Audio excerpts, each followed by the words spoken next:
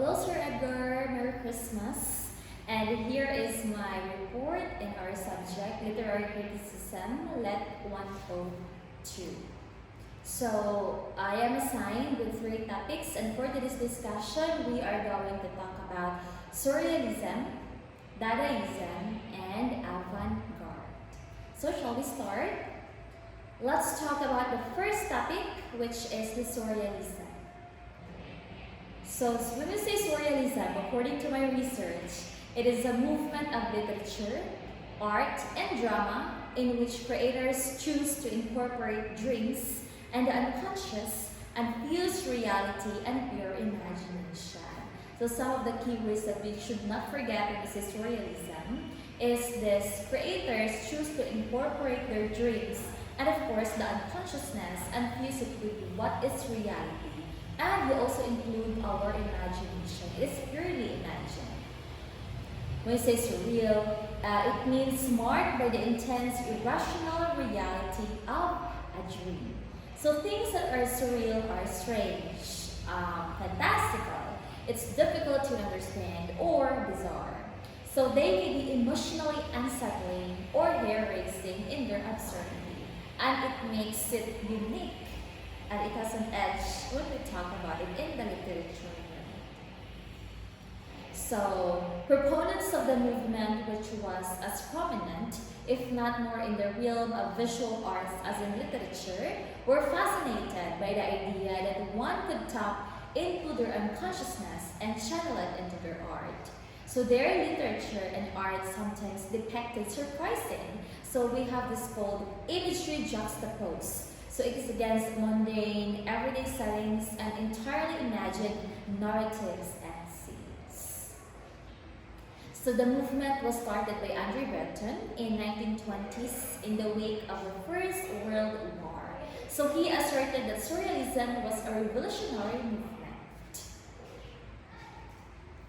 So the painted scenes are often illogical, so it is strange and, of course, confusing. So Surrealists sought to express the unconscious through their art and resolve the contradiction between dreams and the reality. So to create a super reality or surreality, the works of Surrealisms, whether literary or in the realm of visual arts, usually had some element of surprise within them. At the time that the movement came into prominence, it was associated with communism and anarchism. So why do writers write surrealist literature? When we say it is disturbing, it is bizarre, it's strange, it's uncommon, and of course it's hair-settling, and it provokes emotion, of course. So why do writers write this kind of literature?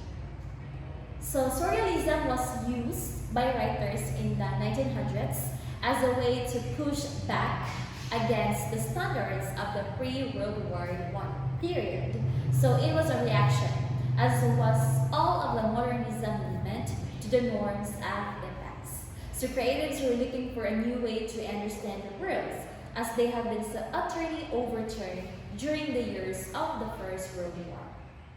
So the traditional styles of writing and art making did not seem sufficient or even appropriate for the job. So I think it's very much common. That's why artists, as they are, they have this attitude to look for what is new, to look for what will be the crowd will like, or what are the perfect thing to feed everyone. So I have here some of the examples of Surrealist literature. So I have here first, The Freedom of Love by Andre Breton. So Breton is cited as the originator of the literary Surrealist movement. So this poem is one of his best examples for the effect that irrationality and the unconscious had on writing. So take a look at these lines from the start of the poem. So I also included some of the lines from the poem. So I have here, my wife with the hair of a wood fire, with the thoughts of heat lightning, with the waist of an hourglass, with the waist of an otter in the teeth of a tiger, my wife with the lips of a cockade, and a bunch of stars of the last magnitude. So Freedom of Love by Andre Breton Readers can spot Breton's unusual imagery and thought-provoking juxtapositions. It is easy to take ours attempting to dig into what each line in this poem really mean. So, but surrealist literary is more about the effect of the larger work. So there may not be an explanation for each line and every strange image. So I think you're going to perceive or understand Breton's work as a whole, not each line. So if we're going to go back, the comparison, we have here wife, the wood fire, hair of a wood fire. This a wood fire has hair. With the thoughts of the heat lightning, waves of an hourglass. So I think waves of an hourglass can be predictable or acceptable. Waves of an otter in the teeth of a tiger. My wife with the lips of a coquette and a bunch of stars of the last magnitude. Moving forward, another example of surrealist literature. It is a season in hell. This is written by Arthur Rimbaud. So A Season in Hell is a very long poem by the French poet Rimbaud, and it is separated into several sections, each of which is more confusing and entrancing than the latter. So here are the first lines of the poem, more confusing. A while back, if I remember right, my life was one long party where all hearts were open wide, where all wines kept flowing. One night, I sat beauty down on my lap, and I found her galley, and I rubbed her up. I armed myself against justice. Yes, confusing. I myself is very much confused. So, moving forward, this piece falls more in the category of a prose poem. Yes, prose poem. And than others, and it is published in 1873 and is considered one of the most influential works written before the official start of the Surrealist movement. So, just for me, the title itself is already catchy. And you're going to ask a lot of questions with the titles. So, let's proceed to the next topic, which is Dadaism. So I have here a question: is there power in nonsense? So if that's nonsense, does it has power? Can it rule? Can it influence? If that is already nonsense. So some might say that nonsense is by definition meaningless. But for Dada artists, nonsense was the ultimate political tool to smash existing power structures and artistic norms. That was quite a big notion, that nonsense was the ultimate political tool to smash existing power structures and artistic norms. Okay.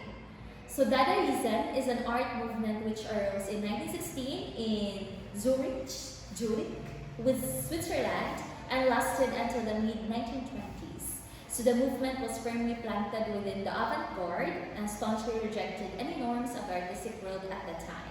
Pure Dada rebuffs reason, logic, and rationality in favor of chance. The movement is explicitly political, representing extreme leftist views and primarily anarchism. So its key founders were Tristan Tzara and Hans R., known as Jean R. in English. The First World War had been going on for 2 years, and part of the Dadaist movement was in direct response to the atrocities of war. So Dadaism was an art movement that rebelled against everything connected with the society and art world of its time. It was anti-logic, anti-aesthetic, and anti-idealistic. So imagine logic, aesthetic, and idealistic. So Dadaism was born out of chaos. It responded to the horrors of the World War I, its carnage and brutality. As the movement was anti-rational, much of its creativity centered around the absurd and the irrational. Because Dadaism broke with tradition, it is considered a part of modernism.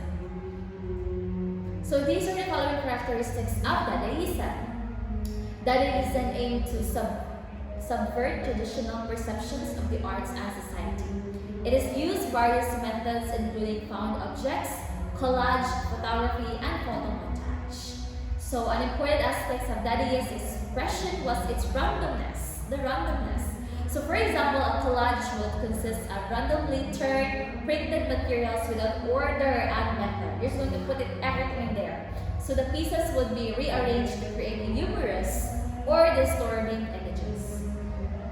The key characteristics of Dadaism included the humor or the fun or the mockery, the spontaneity, the freedom of expression, and the irrationality, the nonsense effect, and the absurdism. I'm so sorry, sir, if you can hear like sort of saying something. I'm so sorry. Let me continue. Dadaism in literature. So in literature, the Dadaist focus tended to be on poetry, in which Dadaists also sought new forms of expression. So examples are, some of the example is when Sarah method of writing a poem involved cutting words out of a newspaper article, shaping them in a bag, and then taking the words out one by one and arranging them in sequence. So like you're going to cut words of a newspaper and arranging it, shaping it in a bag. Okay? So another example, so I have here Dadaist poet Tristan Tzara described Dada's inception as not coming from art, but it comes from disgust. Okay. An example here, I have another example of this Yugo Ball, from Yugo Ball, that is Karawani in 1916. So any clue as to what language Dada's most famous poem is in? If your answer is no, you are correct. Yugo Ball's Dadaist manifesto is complete gibberish. So I have here the Karawani piece itself. So it was a new kind of poetry, one which is simply played with the sound of language. This genre fittingly became known as sound poetry. So the poem and its performance is a great testament to the nature of Dadaism. While its politics are very serious, Dada artists often utilize absurdist humor and satire in their works, just like that. Let me just check.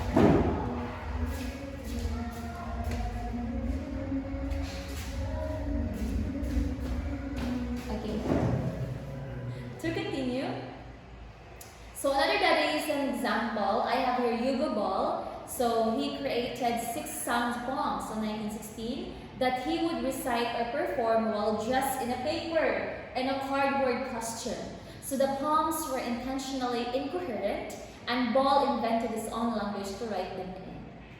So another example of Dadaism literature is Chara's plays The Bird Heart.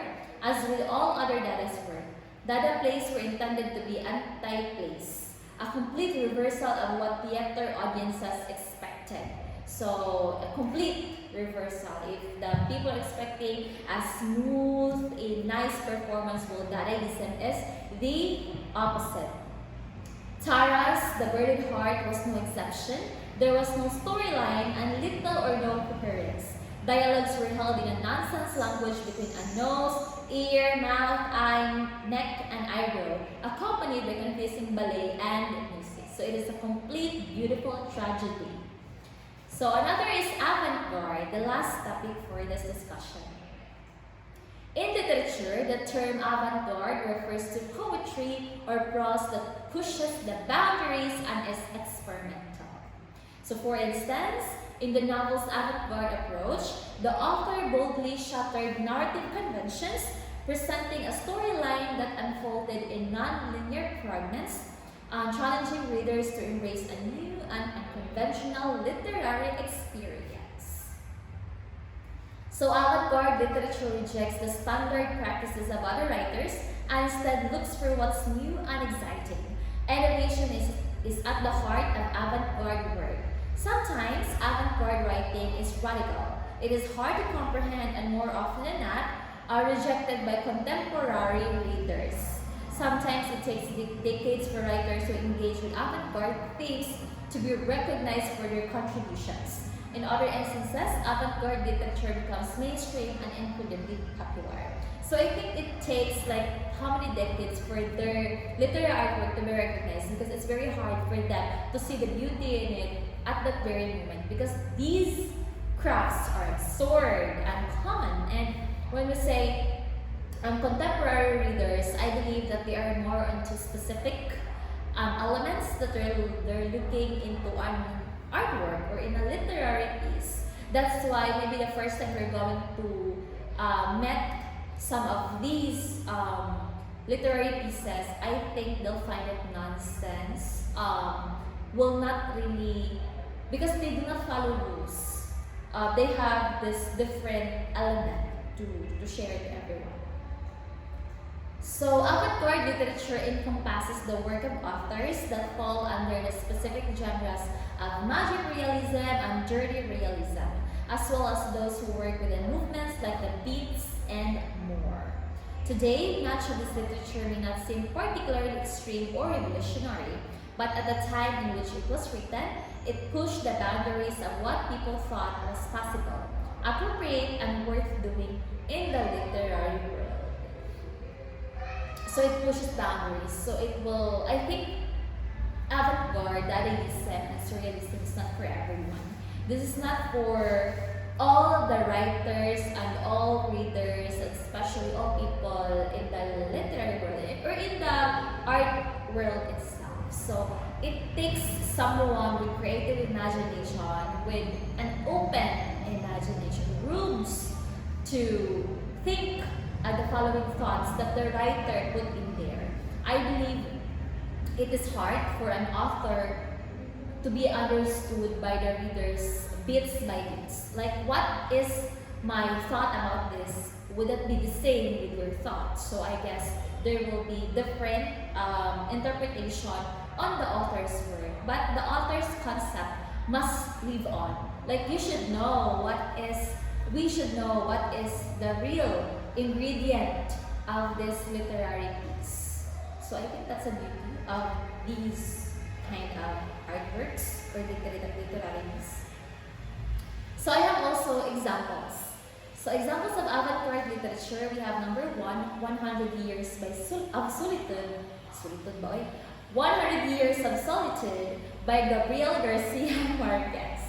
So 100 Years of Solitude by Gabriel Garcia Marquez is the most popular and well-known work of the magical realism genre. This novel tells the story of 7 generations of the Buendea family who hail from the fictitious town of Macondo in Colombia. It was first published in 1967 in Buenos Aires, and has since been translated into 37 languages. So here are the famous opening lines of the novel. Many years later, as he faced the firing squad, Colonel Aurelino Buendea was to remember that distant afternoon when his father took him to discover ice. At that time, Macondo was a village of 20 adobe houses, built on the bank of a river of clear water that ran along a bed of polished stones, which were white and enormous, like prehistoric eggs. The world was so recent that many things lacked names, and in order to indicate them, it was necessary to point. But this is a wonderful opening lines. The famous opening lines by the It's very wonderful. And since we are living in 2023 to 2024 now, I think this kind of opening lines is common nowadays. So I've encountered numbers of novels already that started with this one. Like this, the use of the distant afternoon, the use of the following word more. I think this is common now for this time. But before, yes, it is very much famous. And I think the whole novel is very much okay. That's why it lives on up until today. And of course, it belongs to the avant-garde. So these lines help convey Gabriel Garcia Marquez's style of writing. He addresses the absurdity of his fictional world with a clear voice. The major themes are inevitability,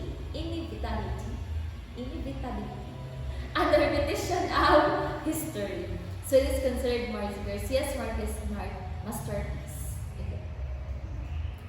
So another is Finnegan's Wake by James Joyce. So James Joyce is a popular or famous writer.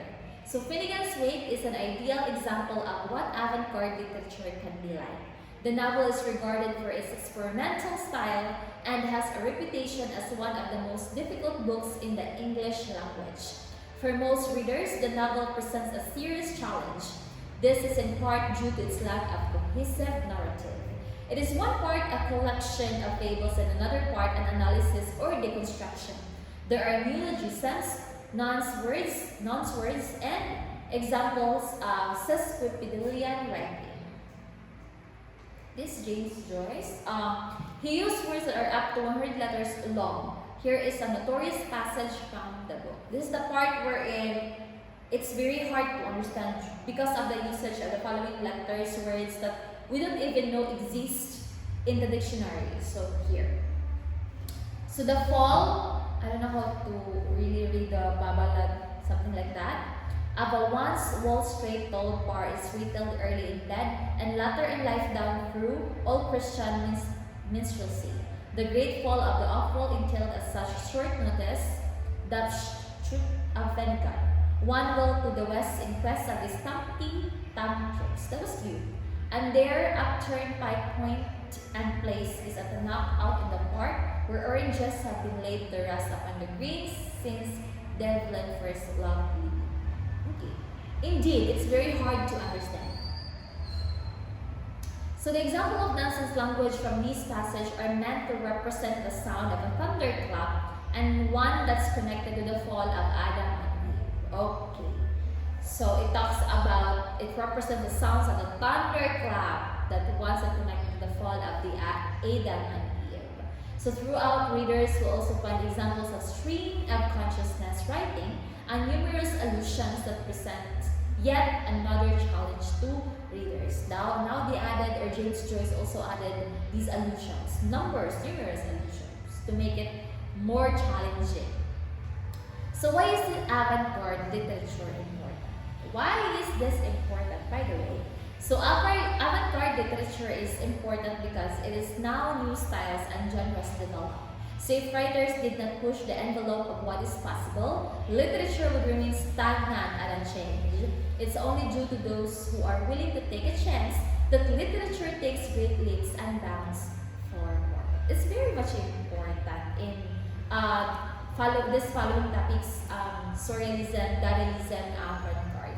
The beauty in the surreal, the beauty in dreams, in purely imagination, and the beauty in what is nonsense. So yes, they push boundaries. So in the three topics, I found one common theme is that they're not common at all. Okay, that was cute. So what I'm saying is, in the three topics, Surrealism, Dadaism, and Avant-Garde, there is beauty in strange, in being absurd, in being nonsense. So as a literature student, we should learn that not all common, not all normal is beautiful, or that we're going to settle on what is common, that we're going to settle on what is normal. There is this edge, there is another room for us to think about what will be the reality if this will happen or not. What will happen if our dreams is real? So what will happen if the nonsense has really a sense when it comes to thinking about it, when it comes to making sense on what is already nonsense? So I think this room or this edge of literature is very much nice for all the literary students, and especially to those students who want to pursue their dreams in writing, to practice and to study and to incorporate these themes into their art pieces, literary art pieces in the future. As for me, I am very much happy to learn on the following topics and share this to everyone. I hope I gave justice to the topics certainly, and I am so happy that I am able to report this in this manner. So advance Merry Christmas and thank you so much. This is my report, the Stormy Panel. Thank you, sir. Merry Christmas.